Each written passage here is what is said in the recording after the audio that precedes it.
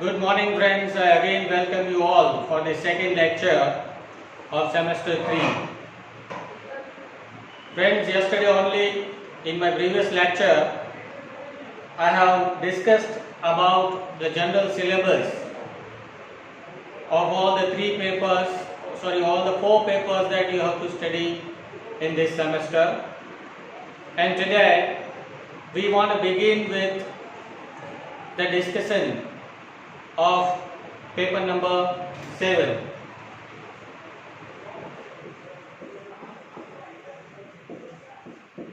As you know now that as far as paper number 7 is concerned, one text which is assigned to you, which is prescribed to you by the university, is written by W. H. Hudson.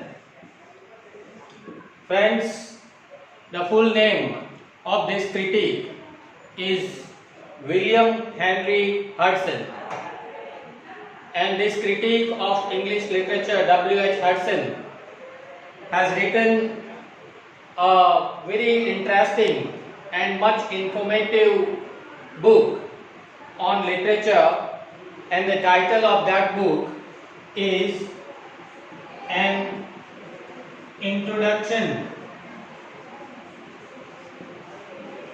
to the Study of Literature. Study of Literature. So friends, this is the title of the book written by William Henry Hudson.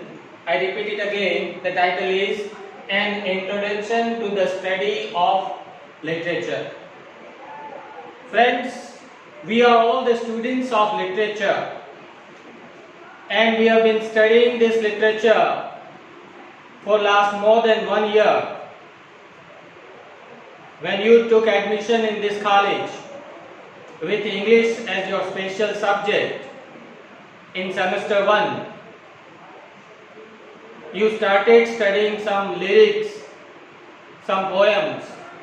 In first and second semesters, you studied some novels, some short stories, some plays. So in short, we have studied literature for more than 1 year, and we are the students of literature.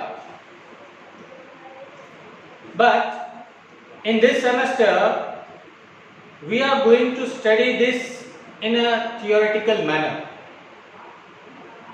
In this particular paper number 7, and in this particular text, An Introduction to the Study of Literature, we are going to make our own concepts clear about what actually literature is, about what are the essential elements which makes literature a literature in the truest sense of the word. We are also going to study what are some of the important characteristics of literature which makes it literature. We are going to study some of the classifications of literature, some of the types of literature, some of the important forms of literature, chronological study of literature, historical study of literature, biographical study of literature, and so on. But right now, we want to begin with one question, and that is a very important question. What is literature? This is a question, which is in a way easy to answer, but in a way very difficult to answer. क्योंकि हम सभी लोग को पता है कि साहित्य क्या है, लेकिन जब बोला जाए कि इनकी डेफिनेशन क्या है, then it is difficult to define. So, to give you the reference of the book, written by William Henry Hudson. Then Hudson says that everything which is written is called literature. Hudson has given reference to one critic whose name is De Quincey. De Quincey is an important thinker and a critic of English literature. De Quincey has defined literature as everything written is called literature. This is a very small, simple, easy to understand definition given by De Quincey. The reference of this is found in William Henry Hudson's book An Introduction to the Study of Literature.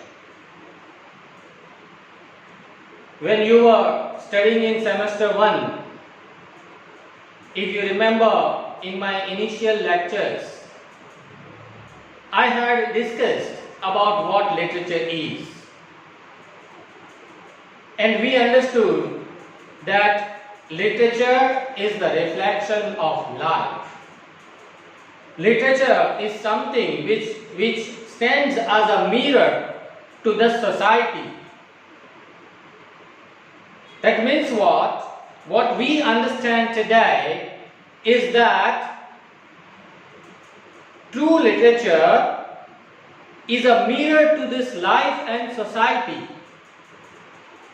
What we see in our life, what we experience in our life is presented by the author, by the poet, by the novelist, by the dramatist in literature. Our own aspirations, our ambitions, our dreams, our problems, our solutions, our thoughts, our ideas, our observations, our experiences, all these things are beautifully, artistically reflected in literature by the authors. So in short, what we understood is that literature is the reflection of life and society. The author who is living in this society, he observes the society, he observes the lives of the people, and he tries to reflect the same things in his own poetry, in his own novel or a drama or a short story. But still, the idea is not clear. If you ask a question what literature is to this critic De Quincey, then he answers that everything written or everything printed is called literature. But now there is a problem. But now there is a question. The question is, if we go with this definition that everything written or printed is called literature, then the problem is that there are so many things printed or written in this world. Do we call them all literature? Say for example, newspaper. A newspaper is printed, it is written. Should we call it literature? Say for example, a timetable. Timetable is also printed, it is written. Do we call it literature? A medical report, when you go to a doctor, he writes some prescriptions. It is written. Do we call it literature? Or when you go to a laboratory, the laboratory technician gives you the whole medical report about your health. Do we call that medical report literature? A calendar, a dictionary, all these things are printed. All these things are written. Do we call it literature? Do we call them literature? This is a question. Because De Quincey has given this definition, everything written or printed is called literature.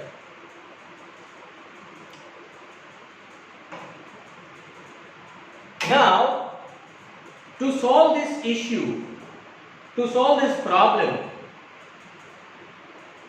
let me mix up various things together to make it clear.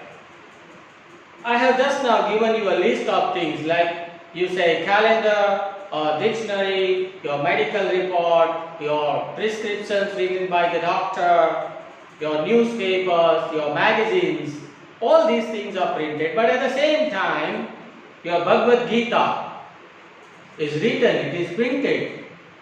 Your Quran, your Bible, they are written, they are printed. Romeo and Juliet, a play written by William Shakespeare, printed. Old Man and the Sea, a novel written by Ernest Hemingway, an American novelist, it is printed. Pygmalion, a play, a comic play written by George Bernard Shaw, an American writer, American dramatist, it is written, it is printed. So all these things, the plays, the novels, the short stories, the epics, the lyrics, and at the same time, calendar, timetable, newspapers, magazines, medical reports, doctors' prescriptions, all these things are printed. So we are the students of literature. As a student of literature, are we supposed to study the timetables? Are we supposed to study the dictionaries? Are we supposed to study the newspapers and magazines? The answer is no. As a student of literature, it is not our job to study the newspapers and magazines and timetables and dictionaries. As a student of literature, we are only concerned with that literature which we understand and which W.H. Hudson makes it clear as literature. So the question is, how do we divide? How do we divide or how do we classify literature? Which literature is to be studied by the student and which literature is not to be studied by the students of literature? To classify this, De Quincey and W.H. Hudson, they, excuse me, let me check. Do we have red pen? No, red pen is not available, but no problem, we will go with the blue one. Okay. Now, literature, according to De Quincey, can be classified into two broad categories. According to De Quincey, according to De Quincey and W.H. Hudson, literature can be classified into two broad categories. And these two broad categories are literature of knowledge and literature of power. So now try to understand, focus here and see that literature, what is literature? The definition, the common definition given by De Quincey is that everything which is written or printed is called literature. But that includes so many things: newspapers, magazines, poems, short stories, novels, timetables, everything. So how do we understand which literature is meant for the students of literature? To understand that, you need to understand the classification of literature given by W.H. Hudson and De Quincey. And this classification is that literature, there are two types of literature. one, the literature of knowledge, and two, literature of power. Now the question is, what is this literature of knowledge? According to De Quincey, the literature which just gives you some information or some knowledge about any particular field or area is called literature of knowledge. I repeat it again. He says that the literature which just gives you some primary information or primary knowledge about any particular area is called literature of knowledge. Say for example, timetable. A timetable is printed, it is written, so we call it literature, fine, but it is literature of knowledge. Why? Because in timetable we get some knowledge, we get some information about the timings of the lectures, about the timings of the college, about the timings of your recess. So it gives us a timetable, it gives us knowledge or information about the lectures. So you can say your timetable is literature of knowledge. Let's take another example. Say for example, a dictionary. What is dictionary? Dictionary is printed, it is written, so we call it literature. But dictionary is also literature of knowledge. Why? Because the dictionary gives us the meanings of the words. The dictionary gives us the etymology of the words. That's all. It does nothing more than that. That means what? Dictionary provides us with some knowledge. It provides us with some information about the words and their meanings. So that's why your dictionary is literature of knowledge. In the same way, let's take another example, your medical reports. What is this medical report? It is printed, it is written, that's why we call it literature. But then this is also literature of knowledge. Why? Because this medical report gives you some information about your hemoglobin, about your heartbeats, about your other health issues. So you get some knowledge out of these medical reports. So medical reports are also known as literature of knowledge. And we are the students of literature. That doesn't mean that we need to study all these things. Why? Because these all types of literature like timetable, dictionary, medical reports, say for example a newspaper or a magazine. What about a newspaper? A newspaper is literature of knowledge. Why? Because it gives us some information about sports, about political affairs, about the current affairs and all. It just gives us some knowledge. So that's why your newspaper, your magazine is also literature of knowledge. And as a student of literature, we are not supposed to study all these things. Now the question is, then what to study? As a student of literature, what do we have to study? The answer is that the student of literature studies the literature of power. The student of literature studies the literature of power. Now what is this literature of power?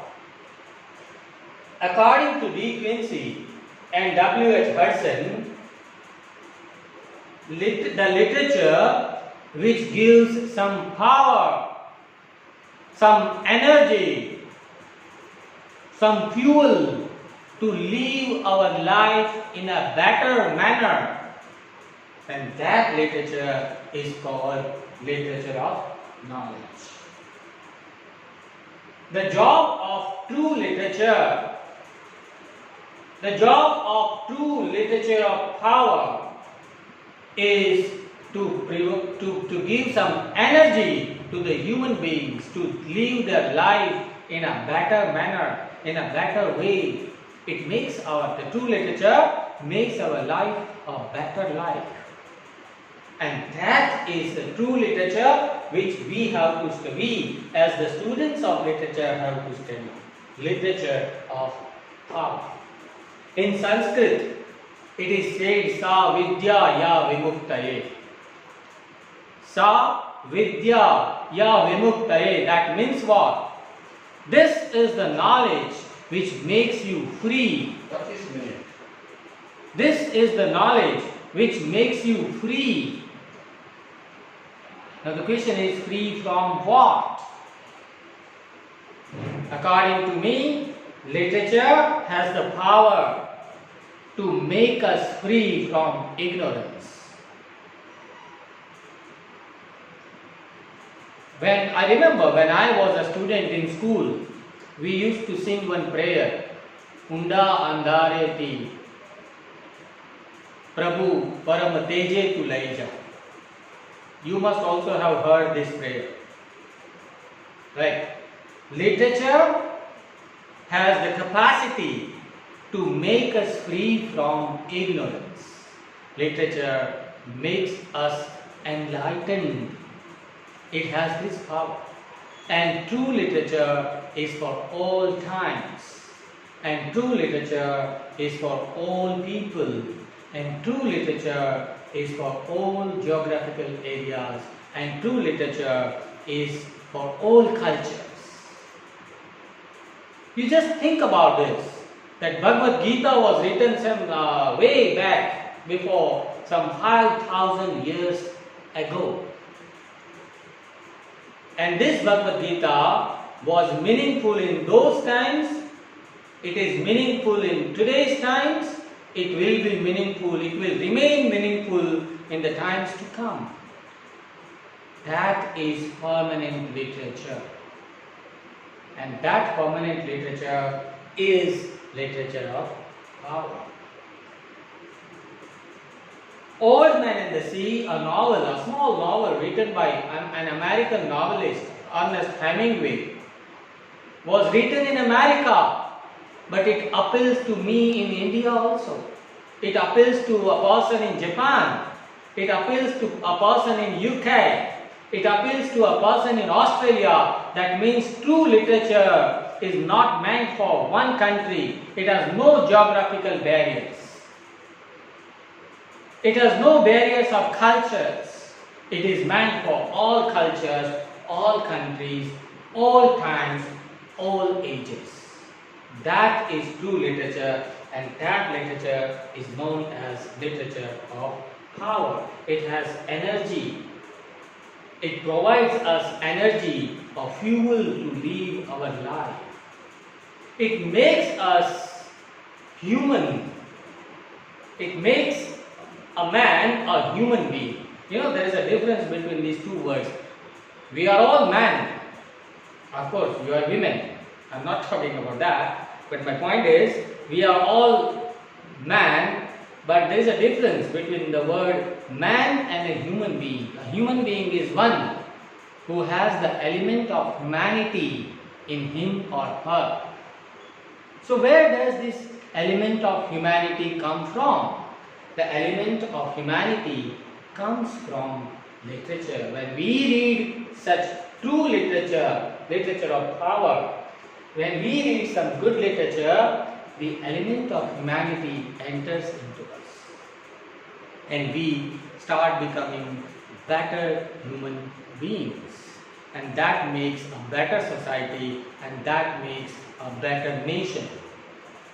So, my friends, literature has a very important responsibility as far as the safety, as far as the moral safety of the nation is concerned.